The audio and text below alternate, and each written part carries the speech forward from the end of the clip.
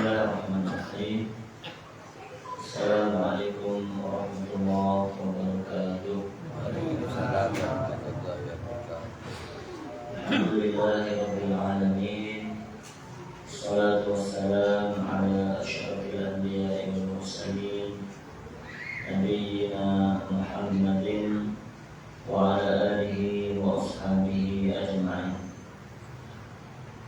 Qala Allah Ta'ala, ya ayyuhalladzina amanu taqullaha haqqa tuqatih wa la tamutunna illa wa antum muslimun. Allahumma shalli wa sallim wa zid wa barik ala nabiyyina Muhammadin wa ala alihi wa ashabihi ajma'in. Wa muslimin dan muslimah, para jamaah yang dirahmati oleh Allah Subhanahu wa taala. Alhamdulillah, marilah kita senantiasa bersyukur kepada Allah Subhanahu wa taala atas limpahan karunia dan nikmat yang tidak pernah putus dari kita semuanya. Secara khusus karunia dan nikmat untuk bisa mengerjakan amal-amal saleh baik di siang hari maupun di malam hari. Semoga segala amal saleh yang kita kerjakan benar-benar diterima oleh Allah Subhanahu wa taala. Allahumma amin. Para jamaah yang dirahmati oleh Allah, pada malam yang berbahagia ini, insyaallah kita akan mulai mengkaji tafsir surat-surat pendek di juz 30. Jadi kalau tidak salah dulu kita pernah mengkaji tafsir surat Al-Fatihah, tapi belum selesai ketika itu. Dan rencananya waktu itu kita akan mengkaji surat-surat pendek di juz 30, namun belum sempat kita mulai kembali. Insyaallah mulai malam hari ini kita akan mengkaji satu persatu surat-surat di juz 30. Kita mulai dari surat yang paling terakhir, dari surat An-Nas, nanti naik ke surat Al-Falaq dan seterusnya. Tujuannya tentunya agar kita lebih memahami surat yang sudah kita hafal bersama, sehingga ketika membaca surat-surat tersebut dalam sholat kita, semoga sholat kita menjadi lebih khusyuk karena kita membaca dengan mentadabburi isi kandungan surat tersebut. Dan insya Allah para jamaah sudah sering mendengar tafsir juz 30, apalagi surat An-Nas begitu, dan surat-surat pendek yang lainnya. Insya Allah sudah sering mendengar dan sudah sering dikaji di masjid ini maupun di masjid-masjid yang lainnya, baik dalam momentum pengajian maupun khutbah maupun kultum dan lain sebagainya. Namun tidak mengapa kita mengulang dan mengulang tafsir surat-surat di juz 30, karena begitulah dicontohkan oleh para ulama kita. Jadi kalau belajar sebuah ilmu sudah selesai, maka diulang lagi. Insya Allah tetap akan ada ilmu baru yang kita dapatkan. Insya Allah setidaknya kita mengulang materi yang sudah pernah kita pelajari, barangkali ada yang terlupa begitu.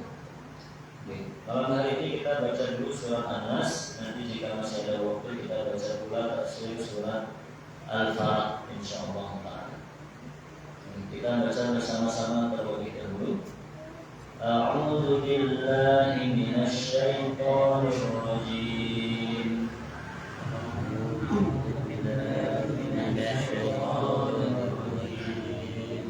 Bismillahirrahmanirrahim. Bismillahirrahmanirrahim. Qul a'udzu birabbin nas. Qul a'udzu birabbin nas. Malikin nas. Malikin nas.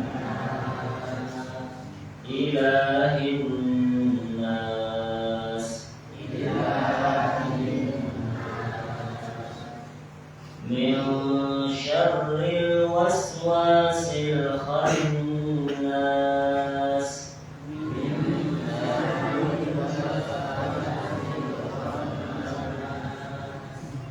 الذي يوسوس في صدور الناس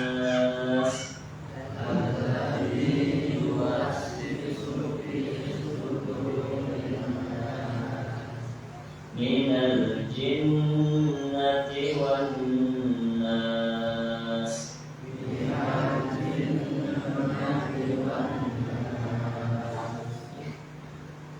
Insyaallah sudah hafal semuanya ya.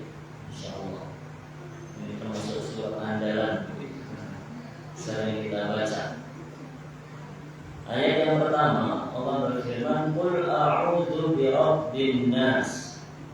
Katakanlah, a'udzu, aku berlindung, birabbin nas, kepada Rabbnya manusia.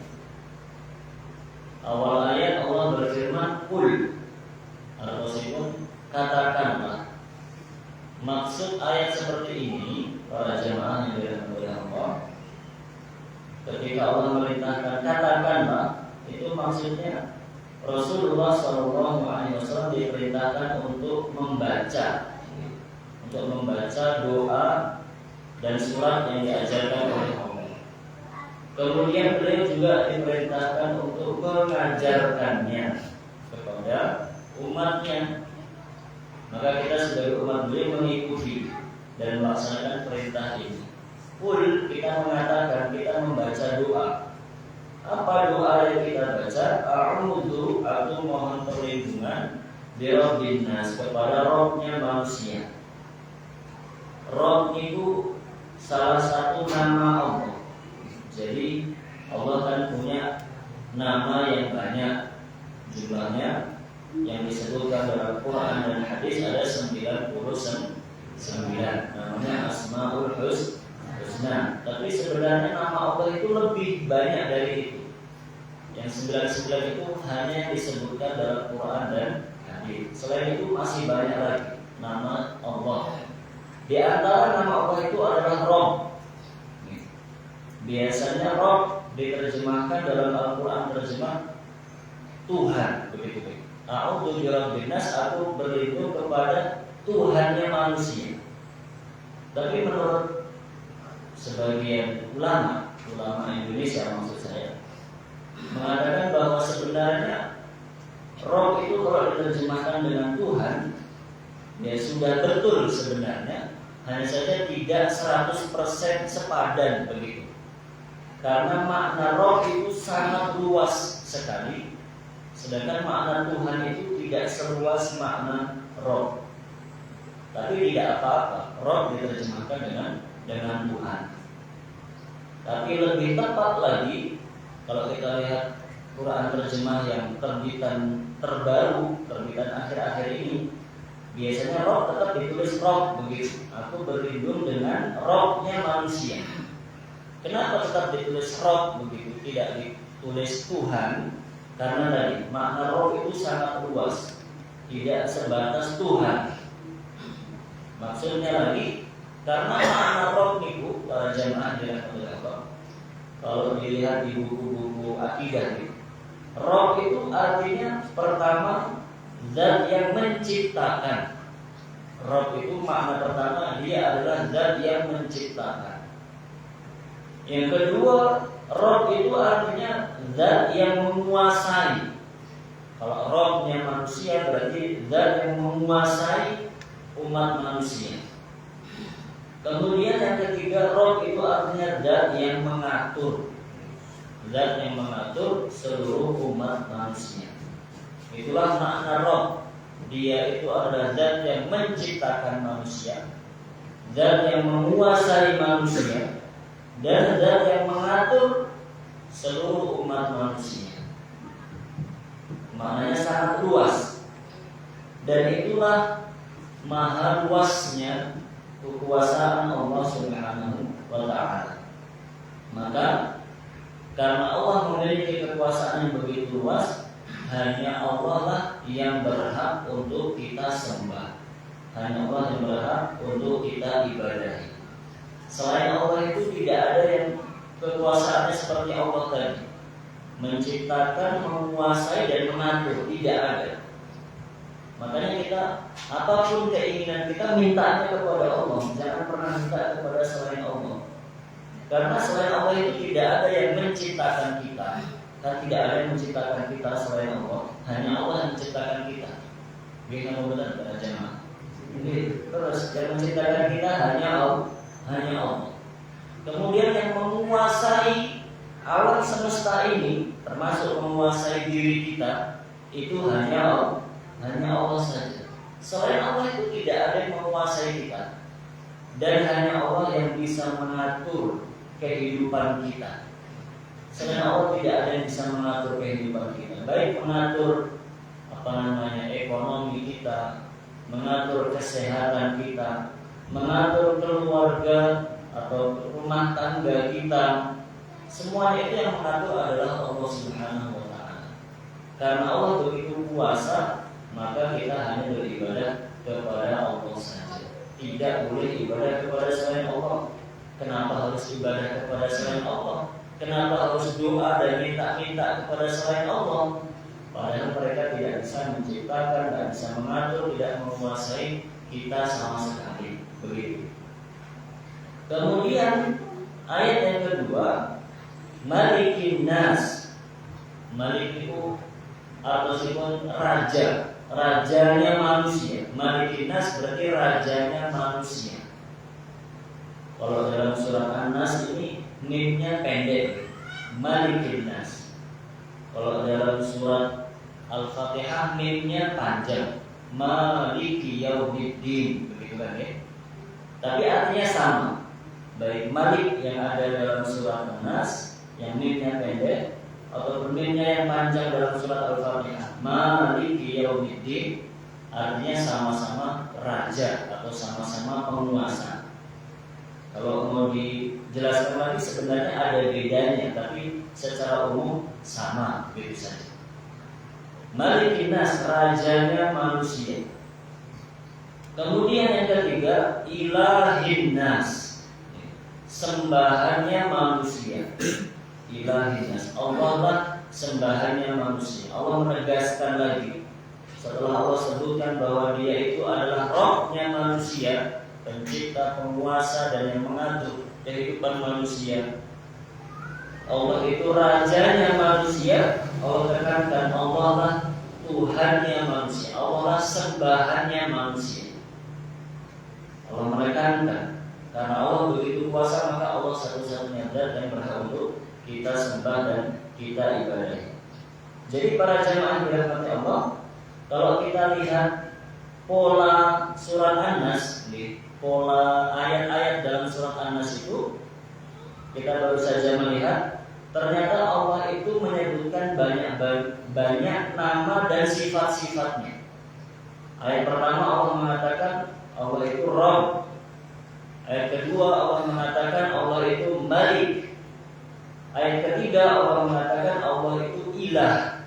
Allah sebutkan 3 nama, Allah sebutkan 3 sifat, begitu. Baru ayat keempat Allah menyebutkan dan mengajarkan kita untuk menyebutkan hajat kita, menyebutkan doa yang ingin kita panjatkan. Apa keperluan kita kepada Allah? Min syarril waswasil khannas, berlindung dari keburukan bisikan-bisikan yang khannas, bisikan-bisikan yang tidak kelihatan. Maka diterangkan oleh para ulama, para jamaah yang oleh Allah, ketika kita berdoa kepada Allah itu, salah satu cara yang bisa kita pakai supaya doa kita lebih mustajab, kita mencontoh dan meniru surat An-Nas. Maksudnya, sebelum kita sebutkan keperluan kita, sebelum kita sebutkan permintaan kita, sebutkan nama-nama Allah sebanyak-banyaknya, sebutkan sifat-sifat Allah sebanyak-banyaknya, baru sebutkan apa keperluan kita. Seperti surat An-Nas tadi, Aku berlindung kepada Rabbnya manusia, kepada Maliknya manusia, kepada Ilahnya manusia, berlindung dari keburukan bisikan-bisikan yang tidak kelihatan. Maka kalau misalnya kita sedang sakit, kita ingin minta kesehatan, biar lebih mustajab, salah satu caranya begini, kita sebutkan nama-nama Allah yang sebanyak-banyaknya. Ya Allah yang Maha Pencipta, yang Maha memberi kesehatan, yang Maha melindungi, yang Maha terus, yang Maha sebanyak-banyaknya. Baru kita sebutkan, sembuhkanlah diriku, misalnya begitu, berikanlah aku kesembuhan. Itu salah satu cara yang bisa kita pakai dalam doa kita. Sebutkan nama Allah yang banyak, sebutkan sifat Allah yang banyak, baru sebutkan hajat kita. Nah, kembali ke pembahasan kita, ayat keempat, Allah berfirman, min syarril waswasil khannas, dari keburukan bisikan-bisikan yang tidak nampak. Maksudnya kita berlindung kepada Allah dari dorongan-dorongan dan bisikan-bisikan keburukan yang seringkali muncul di hati kita. Itu sering terjadi para jamaah. Misalnya kita sedang beribadah, kita sedang di masjid, sedang pengajian, sedang sholat, sedang zikir, sedang baca Quran, dan seterusnya, sedang ibadah di masjid. Itu seringkali tiba-tiba muncul dalam hati kita perasaan, keinginan, dorongan. Sudahlah, ibadahnya sudah, saya tak pergi ke sana. Baik diajak sekedar main-main, atau bahkan bisa jadi didorong untuk berbuat maksiat. Itulah yang dimaksud dalam ayat yang keempat, bisikan-bisikan yang tidak nampak. Tidak kelihatan siapa yang membisiki, siapa yang mengajak, siapa yang mendorong, tapi tiba-tiba muncul perasaan itu di dalam hati kita. Insya Allah kita sering mendapatkan seperti itu. Sedang ibadah, sedang asik-asiknya melaksanakan ketaatan, tiba-tiba ingin meninggalkan dan menyudahi ketaatan, ganti. Seringkali itu jadi perbuatan maksiat. Nah, waliyadzubillah mindan. Lah yang seperti ini berbahaya. Dorongan-dorongan yang ada di dalam hati kita itu berbahaya kalau kita tidak dilindungi oleh Allah Subhanahu wa Ta'ala. Kenapa berbahaya? Karena tidak kelihatan. Dorongan keburukan itu ada di dalam hati kita. Yang tahu cuma kita dan tentunya Allah Subhanahu wa Ta'ala. Artinya orang lain tidak ada yang tahu. Wong adanya di dalam hati begitu. Orang lain tidak ada yang tahu. Sehingga orang lain tidak bisa mencegah keinginan kita itu. Tidak bisa menghalangi, tidak bisa menasihati, tidak bisa mengingatkan, karena orang lain tidak ada yang tahu. Nah, kalau kita tidak hati-hati, kita akan terbawa oleh dorongan itu tadi. Yang tadinya sedang beribadah, tiba-tiba sudah selesai ibadahnya, keluar dari masjid menuju tempat-tempat maksiat. Waliyadzubillah mindan. Beda dengan maksiat yang lain. Misalnya ada orang mau menyakiti orang lain, mau mencelakai orang lain, dia sudah ambil senjata, dia sudah ambil alat-alatnya. Itu kan kelihatan sama orang lain. Nanti akan ada yang menasihati, jangan begitu. Itu bahaya, kamu bisa dapat dosa besar. Kamu juga bisa dipenjara karena itu kriminal. Akhirnya karena ada yang mengingatkan, ada yang menghalang-halangi setidaknya, itu tidak jadi kita lakukan.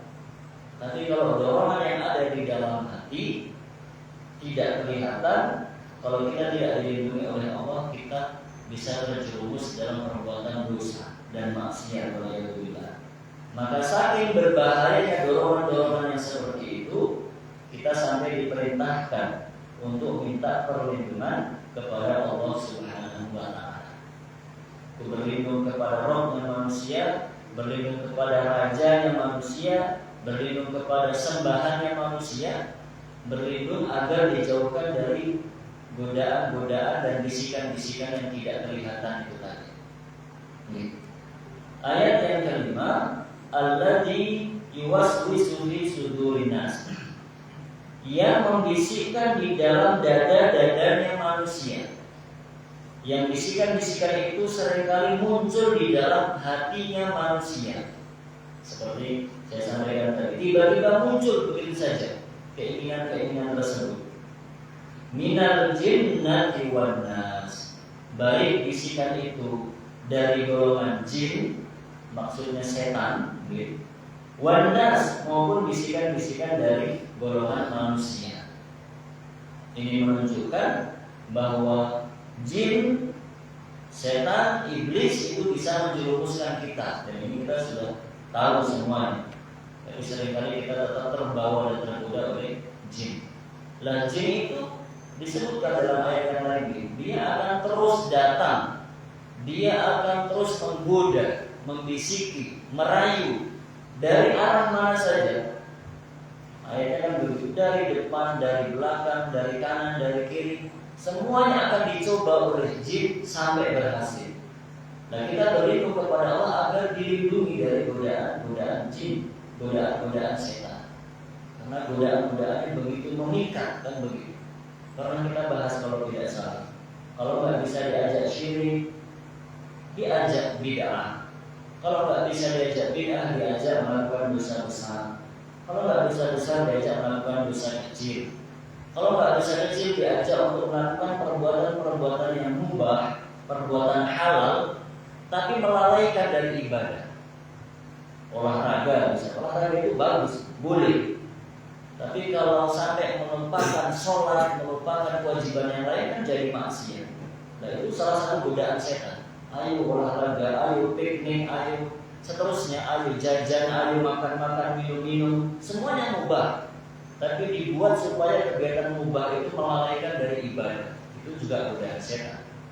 Kalau nggak bisa dibisiki untuk melakukan hal seperti itu, akan tetap dibisiki, yaitu dibiarkan kita melaksanakan ibadah, tapi dibisiki supaya melakukan ibadah-ibadah yang pahalanya kecil dan meninggalkan ibadah-ibadah yang pahalanya besar.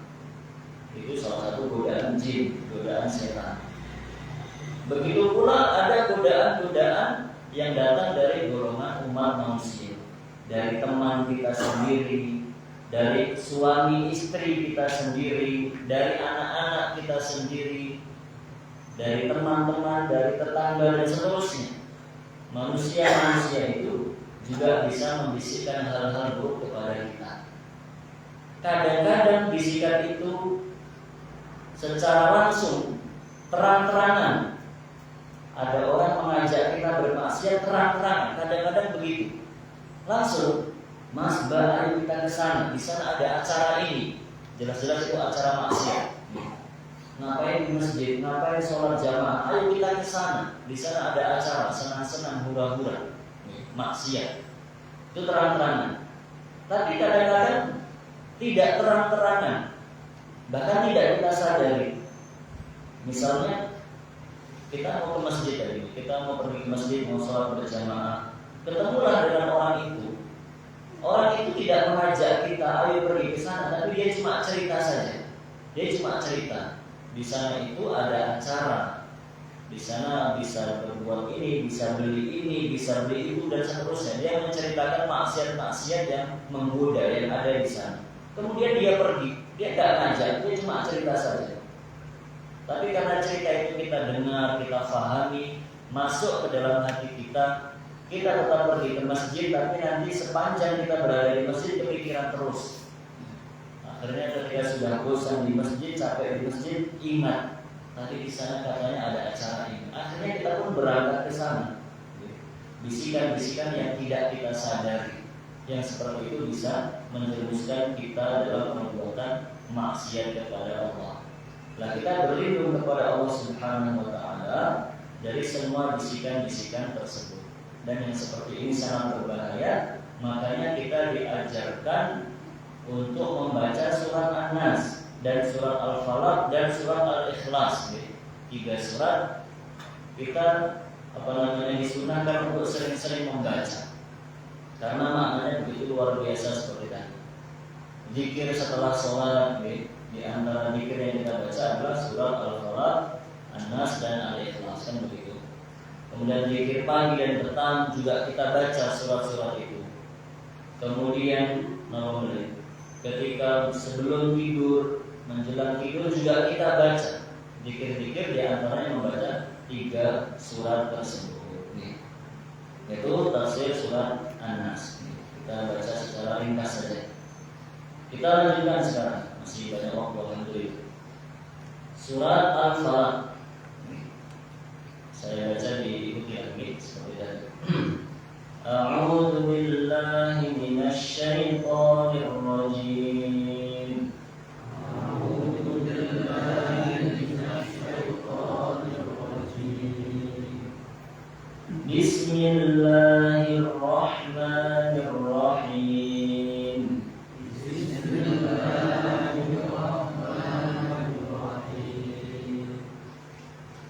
Qul a'udzu birabbil falaq.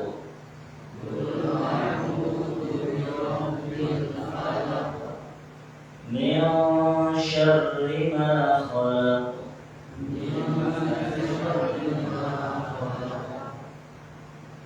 Wa min syarri ghasiqin idza waqab.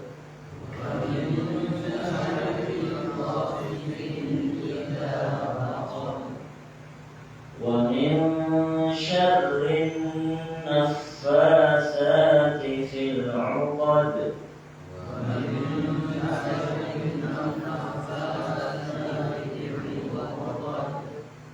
Diulang gitu. Syarrin naffatsati. Wa min syarrin naffatsati fil 'uqad.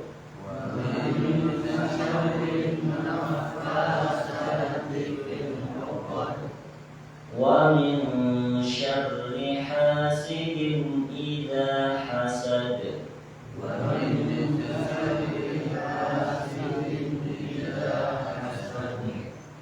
Hasid pakai ha, hasid bukan kasid, bukan pakai ka, bukan kasidin idza hasad, bukan begitu. Wa min syarri hasidin idza hasad.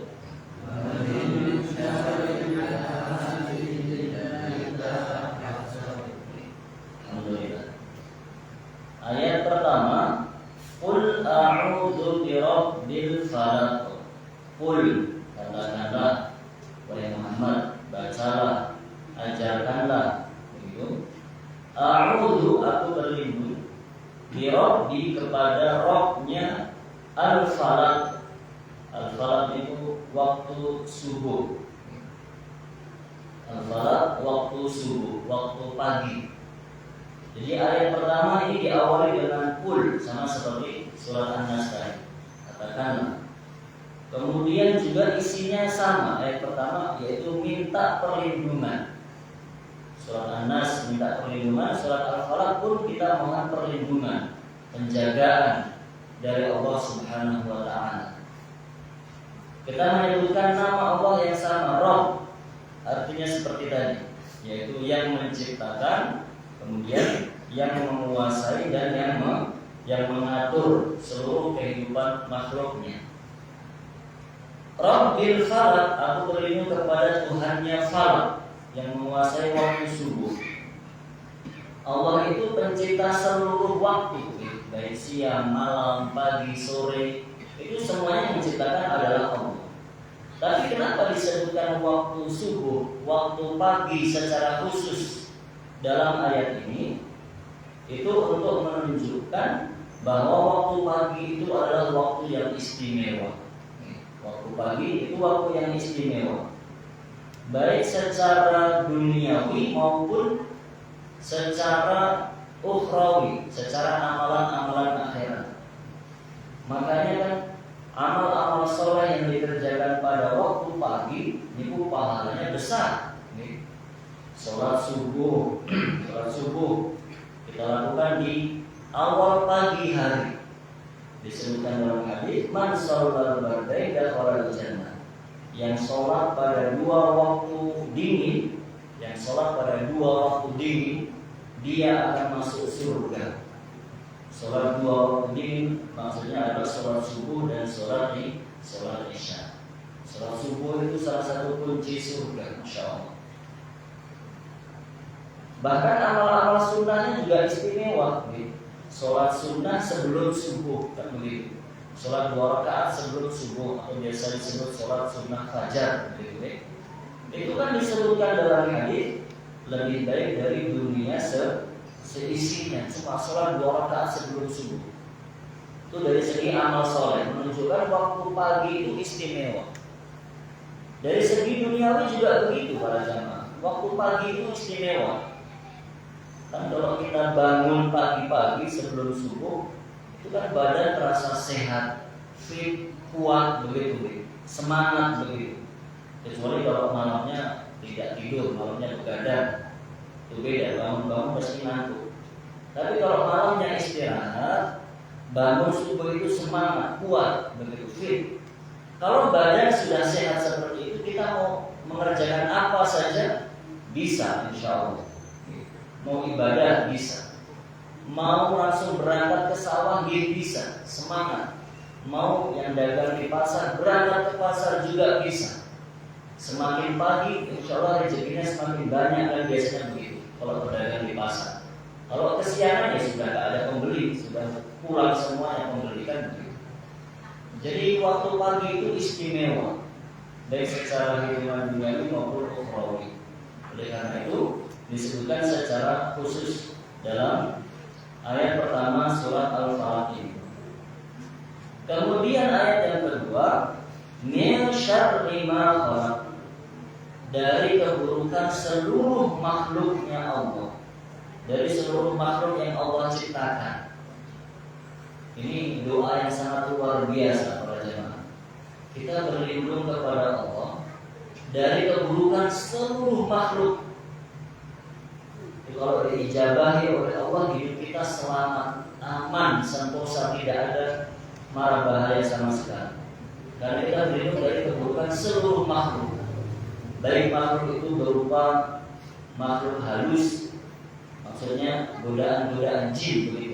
Tipu daya jin, godaan, bisikan jin, itu maksud saya makhluk halus, bukan. Saya tidak membicarakan pocong, sundel bolong, genderuwo dan seterusnya. Itu tidak ada gitu. Tidak ada hantu-hantu seperti tadi. Kalau jin, setan, iblis yang mengganggu kita supaya tidak beribadah, itu ada. Dan itu sangat bahaya, godaannya sangat bahaya. Makanya kita minta perlindungan kepada Allah. Begitu pula makhluk yang lain, misalnya binatang. Binatang itu kan juga banyak yang berbahaya. Ada yang berbahaya karena dia buas. Ada yang berbahaya karena dia kecil tapi berbisa, kan begitu. Nah, binatang-binatang itu juga banyak yang berbahaya. Ada yang berbahaya, misalnya harta. Harta itu juga ciptaan Allah, dan harta itu banyak yang berbahaya, yang mendatangkan mudarat dan keburukan untuk pemiliknya kalau tidak berhati-hati. Ada yang berbahaya berupa tadi teman-teman yang buruk dan seterusnya.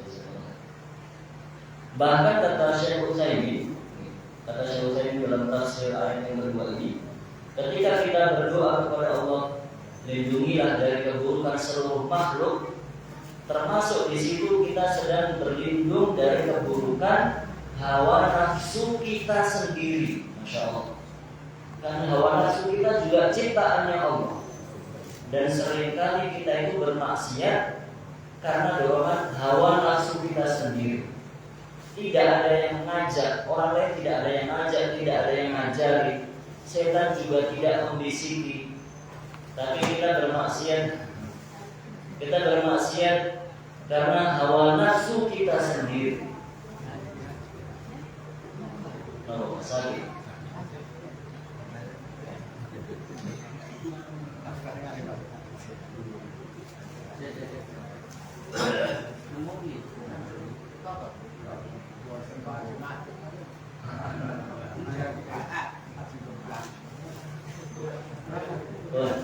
Berencana dilanjutkan sama temannya. Lenggang lagi.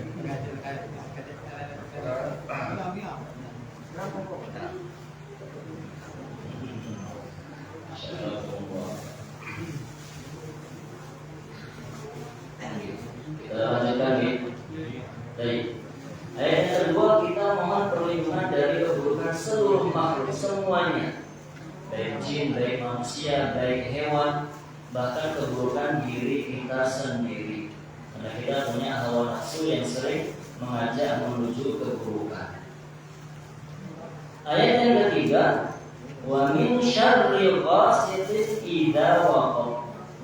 Dan dari keburukan waktu malam, ghasiq itu waktu malam, idza waqab, apabila telah gelap gulita. Keburukan waktu malam apabila sudah mulai gelap di mana-mana. Kenapa minta perlindungan dari keburukan waktu malam? Karena waktu malam itu salah satu waktu yang banyak terjadi keburukan dan mara bahaya. Pencuri itu banyak di waktu malam. Jambret, perampok itu juga banyak di waktu malam. Kemudian tukang sihir, dukun itu juga banyak mengirimkan sihirnya pada waktu malam. Dan begitu. Waktu malam juga banyak jin yang menggoda manusia supaya bermaksiat, karena banyak perbuatan maksiat yang bisa dilakukan di waktu malam.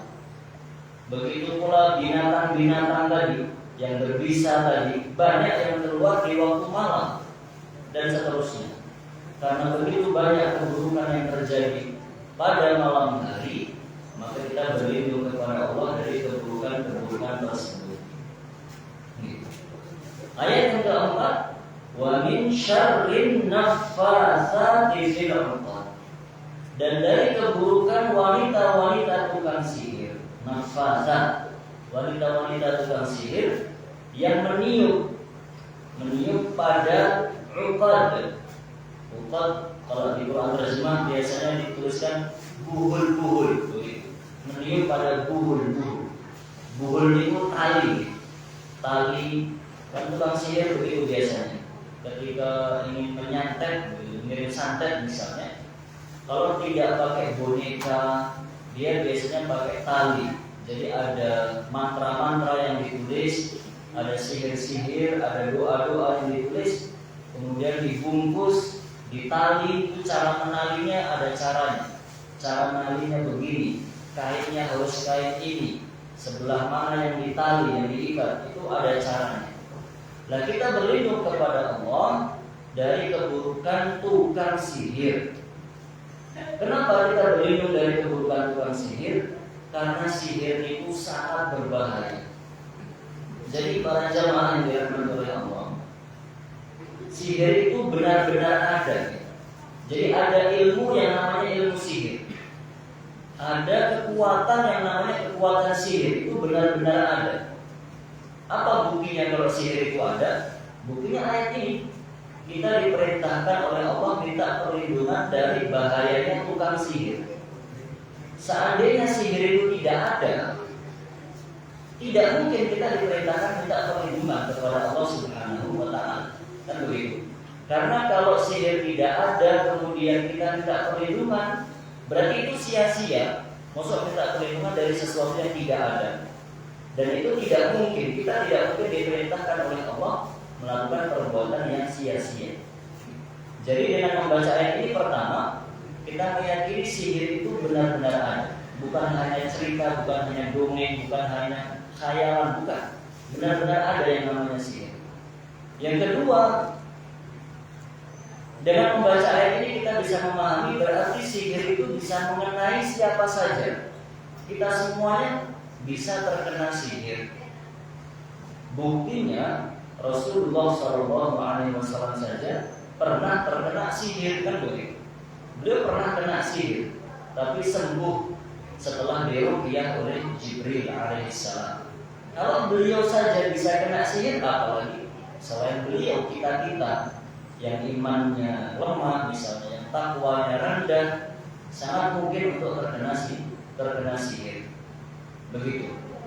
Tapi para jamaah yang dirahmati Allah Subhanahu wa Ta'ala, ketika kita mengatakan sihir itu benar-benar ada, sihir itu berbahaya, bisa mengenai siapa saja, bukan berarti kita takut kepada tukang sihir. Tidak.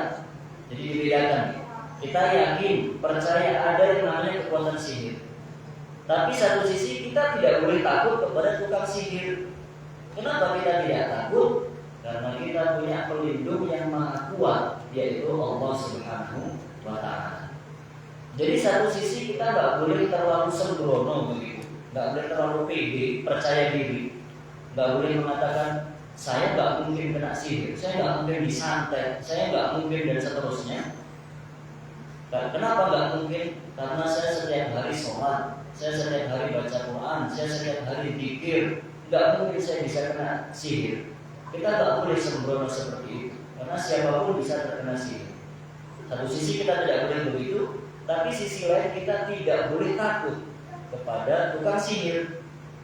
Kita hanya waspada, tapi tidak takut kepada tukang sihir, karena kita punya pelindung yang maha kuat, yaitu Allah Subhanahu wa Ta'ala. Bagaimana caranya biar dilindungi oleh Allah? Ya minta perlindungan kepada Allah. Bagaimana cara minta perlindungannya? Di antaranya dengan membaca surat Al-Falaq ini. Kembali ke pembahasan tadi. Makanya kita baca surat Al-Ikhlas, Al-Falaq, An-Nas itu sesering mungkin. Pada waktu-waktu yang kita sebutkan tadi, jangan lupa zikir, baca surat-surat ini sangat penting, sangat luar biasa, sangat besar manfaatnya untuk kita sendiri. Begitu. Jadi di sini Allah merintahkan kita untuk berlindung dari keburukan tukang sihir. Semoga kita semuanya dilindungi oleh Allah Subhanahu wa Ta'ala. Allahumma dibaca doa-doa seperti ini biar dilindungi oleh Allah. Dan kalau sudah dilindungi oleh Allah, mau sihir seperti apapun tidak akan mempan, begitu nih. Tapi tetap Allah itu melindungi hamba-hamba yang dikehendakinya, begitu, melindungi hamba-hamba yang dikehendakinya. Kemudian ayat yang kelima, wa min syarri hasidin idza hasad. Dan dari keburukan hasid, orang yang dengki, orang yang iri, idza hasad, apabila dia iri. Saya berlindung kepada Allah dari keburukan orang yang iri. Kenapa kita berlindung dari keburukan orang yang iri? Karena orang yang iri dan dengki itu bisa membahayakan kita juga, bisa merugikan kita. Kita badannya sehat terus, ada orang yang iri, dia akan berusaha mencelakai kita. Kita punya anak yang soleh-solehah, nurut-nurut, sehat-sehat, gitu. Lucu-lucu, cantik-cantik, ganteng-ganteng. Kalau ada orang yang iri, dia akan mencelakai anak-anak kita. Kalau itu bilang, kita punya kendaraan yang bagus. Kalau orang ada yang iri, dia akan merusak kendaraan kita. Kita punya tempat tinggal yang nyaman. Ada orang yang iri, dia akan merusak tempat tinggal kita, dan seterusnya. Intinya orang yang iri itu bahaya. Makanya Allah perintahkan agar kita mohon perlindungan dari keburukan orang yang iri dan dengki. Nah, para jamaah yang dirahmati Allah, sudah hampir masuk waktu salat Isya. Kalau kita lihat pola surat Al-Falaq, ini berbeda dengan surat An-Nas. Kalau tadi surat An-Nas disebutkan nama Allah yang banyak, Rabb, kemudian Malik, kemudian Ilah. Kita sebutkan nama Allah yang banyak, baru kita sebutkan keperluan kita. Keperluannya cuma satu, minta perlindungan dari godaan-godaan jin dan manusia. Kalau surat Al-Falaq sebaliknya, nama Allah cuma kita sebutkan satu saja. Aku berlindung kepada Rabb yang menguasai waktu subuh. Cuma satu itu saja, tapi keperluan kita banyak, hajat kita banyak. Berlindung dari apa? Pertama, berlindung dari keburukan seluruh makhluk. Kedua, berlindung dari keburukan yang terjadi di waktu malam. Ketiga, berlindung dari keburukan tukang sihir. Keempat, berlindung dari keburukan orang yang iri dan dengki. Jadi para jamaah yang dirahmati Allah, kalau kita berdoa boleh dengan salah satu dari dua cara tadi. Boleh dengan cara atau pola yang ada dalam surat An-Nas. Walaupun hajat kita cuma satu, tapi sebutkan nama Allah sebanyak-banyaknya, itu boleh, bagus. Atau dengan cara dan pola yang ada dalam surat Al-Falaq, sebutkan nama Allah satu saja. Ya Allah, ya Tuhanku, sebutkan semua keperluan kita. Beri kesembuhan, beri rezeki, beri seterusnya, beri ini, beri. Boleh, dua-duanya boleh. Tapi intinya dua surat ini mengajarkan agar apapun keperluan dan keinginan kita hanya minta kepada Allah Subhanahu wa Ta'ala. Jangan pernah minta kepada selain Allah, jangan pernah takut kepada selain Allah, jangan pernah berharap kepada selain Allah. Apa saja bisa diberikan oleh Allah, maka jangan pernah minta-minta kepada selain Allah. Dan sekali lagi, surat-surat ini sangat penting. Maka mari sering-sering kita baca, baik ketika zikir, baca di rumah, agar rumah kita itu aman, tidak diganggu oleh jin dan setan di rumah kita. Dan baca surat-surat ini Al-Ikhlas, Al-Falaq, An-Nas ketika ini meruqyah. Ruqyah baca surat-surat yang pendek yang sudah kita hafal, yang mudah-mudah, dan insya Allah semuanya sudah cukup. Wallahu a'lam bishawab. Semoga menjadi ilmu yang bermanfaat untuk diri saya pribadi dan jamaah sekalian. Dan atas sangat banyak kekurangan, mohon maaf yang sebesar-besarnya. Saya akhiri dengan doa kepada majlis.